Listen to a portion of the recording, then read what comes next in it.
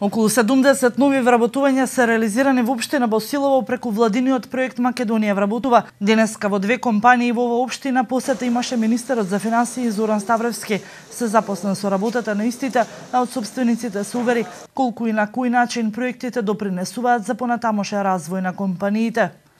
Терен да видиме како се реализираат мерките на владата на Република Македонија и како е чувството кај стопанствениците од аспект на актуелната економска ситуација и нивните грижи, нивните проблеми, да видиме што од тоа можеме да решиме.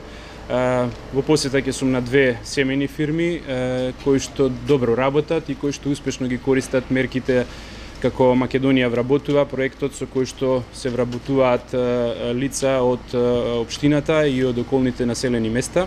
Благој Паралидов е собственик на компанија во општина Босилова која ги има искористено повеќето бенефиции од владините проекти и преку истите вработил 7 работника. Смета дека на тој начин се зголемува развојот на компаниите, а истовремено се отвара пат за нови вработувања, генерално кај сите производствени погони. Имам вработено 7 луѓе по Македонија вработува и од тие до 29 години имам тројца. Од 50 години на тамо еден имам со оштетен слух и двајца со обук. Сметате дека ова помага за понатамошен Како не помага? Уште повеќе помогне, уште да примаме, само да можеме да ги вработиме, да работиме понатаму. Првиот човек на оваа општина е задоволен од соработката која има со Министерството за финансии и можностите кои ги нуди за локален економски развој.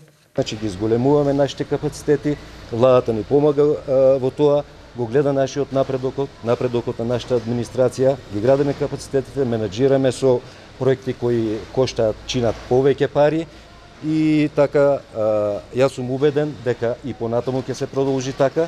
Ги гледам политиките на владата, а тоа е од исклучително значење за руралните општини, бидејќи руралните општини еден добар дел наназад во нашето минато биле запоставувани, меѓутоа сега одиме напред. Министерот Ставревски денешната посета искористи и го пушти во употреба реконструираниот дом на култура во Босилово, како и две улици во населените места Радово и Дарвош.